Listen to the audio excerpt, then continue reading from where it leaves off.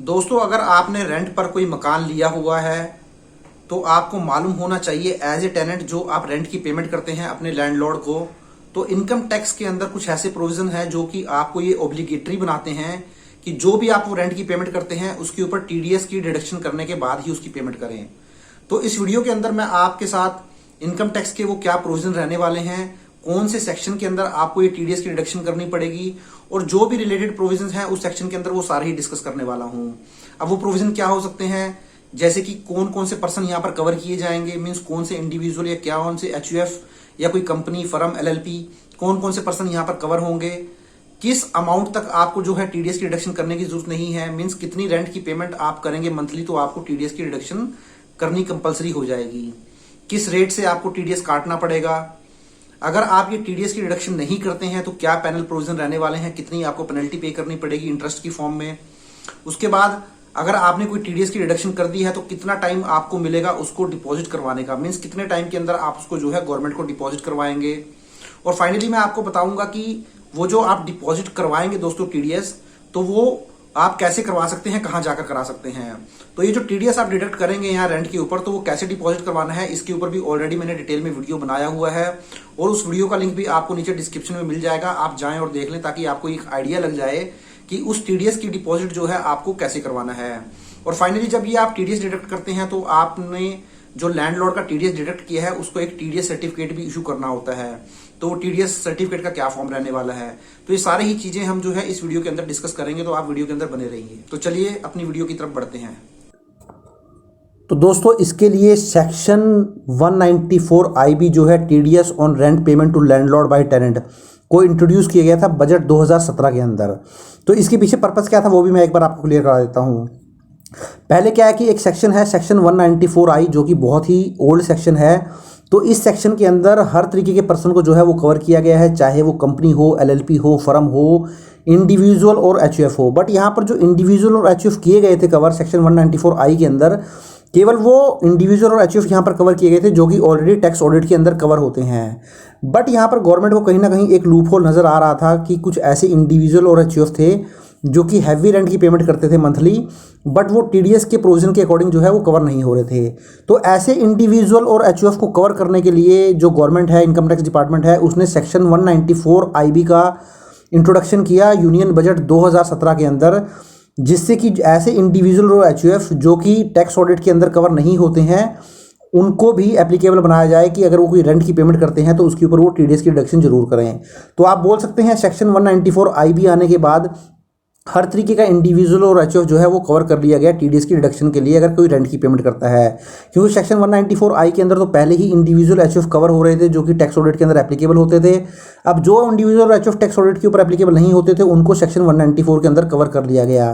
तो आप बोल सकते हैं कि जो सेक्शन 194 आई भी है वो एप्लीकेबल होता है एक ऐसे इंडिविजुअल के ऊपर या ऐसी हिंदू अनडिवाइडेड फैमिली के ऊपर जो कि लाइबल नहीं है ऑडिट के लिए अंडर सेक्शन 44 ए बी। तो मीन्स जिनको 44 ए बी के अंदर ऑडिट करवाने की जरूरत नहीं है, तो ऐसे इंडिविजुअल और एचयूएफ को भी सेक्शन 194 आई बी के प्रोविजन के अकॉर्डिंग जो है टीडीएस की डिडक्शन करनी पड़ेगी अगर कोई रेंट की पेमेंट करते हैं। तो देखिए अब यहाँ पर रेंट की पेमेंट करनी कब पड़ेगी दोस्तों, ये बहुत ही इंपॉर्टेंट है। तो देखिए अगर आप कोई टीडीएस की रेंट की पेमेंट करते हैं और वो जो आपका लैंडलॉर्ड है अगर वो रेजिडेंट है और उसको आप रेंट की जो पेमेंट करते हैं वो 50,000 पर मंथ से ज़्यादा की पेमेंट करते हैं, तो उस केस में ये आपके लिए ज़रूरी हो जाएगा एज ए टेनेंट वो जो आप पेमेंट उसको कर रहे हैं 50,000 से ज़्यादा की, उसके ऊपर टीडीएस की डिडक्शन करने के बाद ही उसको पेमेंट करें।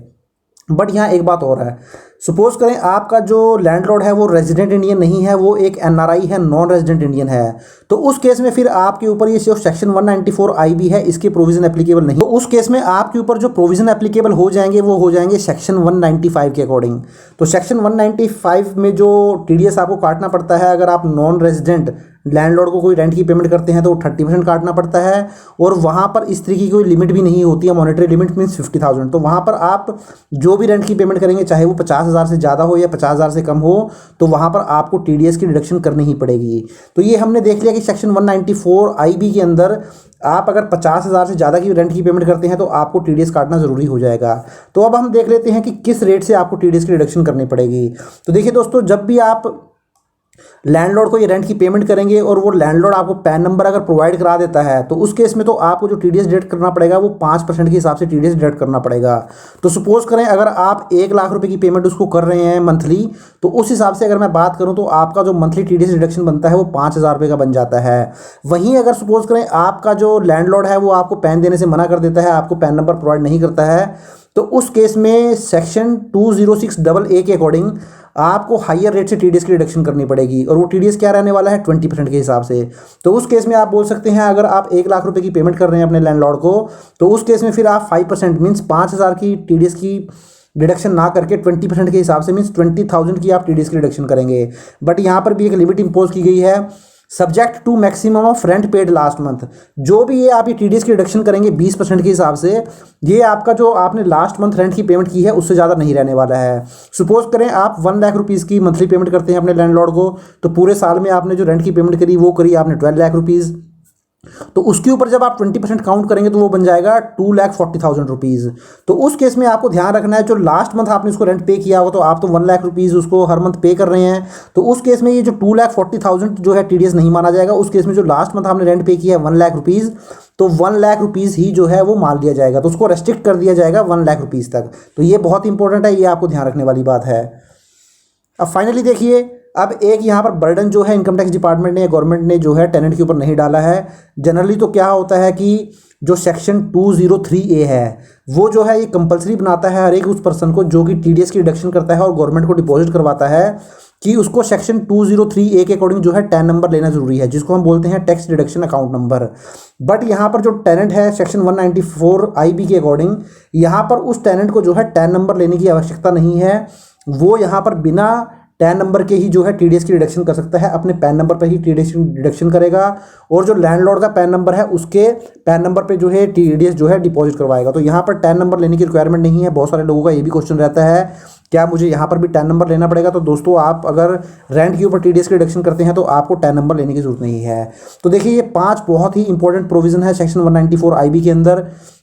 सबसे पहले तो आपने ये देख लिया कि आप एक इंडिविजुअल और एचयूएफ हैं और आपके ऊपर टैक्स ऑडिट एप्लीकेबल नहीं होता है, तो सेक्शन 194 आपके ऊपर एप्लीकेबल हो जाएगा। यहाँ पर अगर आप एक रेजिडेंट लैंडलॉर्ड को पेमेंट करते हैं रेंट की, तो आपको टीडीएस की रिडक्शन करना है, सब्जेक्ट टू वो जो आप रेंट पे कर रहे हैं वो मंथली जो है 50,000 से ज़्यादा होना चाहिए। अब जो आप रेंट के ऊपर टीडीएस की रिडक्शन करेंगे वो 5% के हिसाब से करेंगे। अगर पैन आपको नहीं प्रोवाइड करता है लैंडलॉर्ड तो उस केस में ये रेट 20% हो जाएगा और फाइनली आपको टैन नंबर लेने की ज़रूरत नहीं है। तो ये कुछ इंपॉर्टेंट प्रोविजन थे। अब चलिए आगे बढ़ते हैं। अब दोस्तों आपके लिए जानना ज़रूरी हो जाता है कि आपको जो टीडीएस है कब डिडक्ट करना है और कब डिपॉजिट करवाना है। तो देखिए TDS is to be deducted from annual rent once at the end या last month of the financial year. तो देखिए बहुत इंपॉर्टेंट इसमें ये बात है, बहुत सारे लोगों को ये भी कंफ्यूजन रहता है कि क्या मुझे हर महीने टीडीएस काटना पड़ेगा और हर महीने डिपॉजिट करवाना पड़ेगा। तो यहाँ पर भी बहुत बड़ी राहत जो है गवर्नमेंट ने प्रोवाइड की है एज ए टेनेंट, कि आप एज ए टेनेंट जो भी टीडीएस की रिडक्शन करेंगे उसको आपको हर मंथ टीडीएस की रिडक्शन करने की जरूरत नहीं है। बट अगर आप करना चाहते हैं तो कर सकते हैं, बट ऐसा प्रोविजंस के अकॉर्डिंग इनकम टैक्स प्रोविजन के अंदर कहीं नहीं लिखा हुआ कि आपको मंथली टीडीएस की रिडक्शन करनी है। तो आप क्या कर सकते हैं, यहाँ पर फाइनेंशियल ईयर में जो लास्ट मंथ है उस फाइनेंशियल ईयर का, उस फाइनेंशियल ईयर के अंदर आप टीडीएस की रिडक्शन कर सकते हैं। जैसे अगर मैं फाइनेंशियल ईयर 2022-23 का एग्जांपल लेता हूं, तो जो इसका लास्ट मंथ रहेगा दोस्तों वो रहेगा मार्च 2023। तो आपने जो भी फाइनेंशियल ईयर 22-23 के अंदर रेंट की पेमेंट करी होगी उसके ऊपर आप जो है 5% के हिसाब से मार्च 2023 के अंदर टीडीएस डिडक्ट कर लीजिए। अब दूसरी सिचुएशन ये हो सकती है कि सपोज करें आपने जो प्रॉपर्टी है वो बीच में ही वैकेट कर दी या आपका जो रेंट एग्रीमेंट है वो खत्म हो जाता है, तो उस केस में जिस मंथ में वो आपने प्रॉपर्टी वैकेट की है या जिस महीने में वो रेंट एग्रीमेंट जो है टर्मिनेट हो गया है उस मंथ के अंदर ही आप पूरे टीडीएस की रिडक्शन कर लीजिए और उसको डिपॉजिट करवा दीजिए। तो इसी तरीके से ये जो फाइनेंशियल ईयर 22-23 है इसमें आपका 31 मार्च 2023 में आपको टीडीएस डिडक्ट करना पड़ेगा। इसी तरीके से अगर ये फाइनेंशियल ईयर 23-24 है तो उस केस में ये 31 मार्च 2024 हो जाएगा। तो इस तरीके से आप टीडीएस की रिडक्शन कर सकते हैं। तो अभी चलिए मैं आपको बता देता हूँ कि आपको डिपॉजिट कब करवाना है। तो देखिए जब भी आप टीडीएस को डिपॉजिट करवाएंगे तो टीडीएस को डिपॉजिट करवाने के लिए आपको फॉर्म 26QC जो है वो फाइल करना पड़ेगा अपने इनकम टैक्स पोर्टल के ऊपर जाकर। तो इसके ऊपर जैसा कि मैंने आपको स्टार्टिंग में भी बताया था, इसके ऊपर ऑलरेडी ही मैं एक डिटेल में वीडियो बना चुका हूँ। उस वीडियो का लिंक भी आपको मैंने नीचे डिस्क्रिप्शन में दे दिया है, आप जाएं और देख लें कि आपको पता चल जाएगा, एक आइडिया लग जाएगा कि कैसे आप इस फॉर्म को जो है फिलअप कर सकते हैं। तो अब ये जो टीडीएस आपको डिपॉजिट कराना है दोस्तों, ये आपको करवाना है within 30 days from the last date of the financial year. तो जैसे कि मैंने आपको बताया था कि आपने जो लास्ट मंथ था आपका फाइनेंशियल ईयर का, उसमें टीडीएस की रिडक्शन की होगी। जैसे मार्च 2023 में आपने टीडीएस की रिडक्शन की थी, अब आपको वो उस मंथ का जो लास्ट डे होगा, मीन्स 31 मार्च 2023, उसके अगले 30 दिन के अंदर अंदर ये जो टीडीएस आपने डिडक्ट किया है इसको डिपॉजिट करवा देना है। तो आप बोल सकते हैं कि फाइनेंशियल ईयर 22-23 के लिए 31 मार्च 2023 आपका लास्ट था जब आपको जो है टीडीएस की रिडक्शन करनी थी। अब फर्दर उसके अंदर 30 डेज आप ऐड कर देंगे तो 30 अप्रैल 2023 तक आपको जो है ये टीडीएस गवर्नमेंट को डिपॉजिट करवा देना है। तो ये दो सिचुएशन है जब आपको टीडीएस डिडक्ट करना है और आपको डिपॉजिट करवाना है।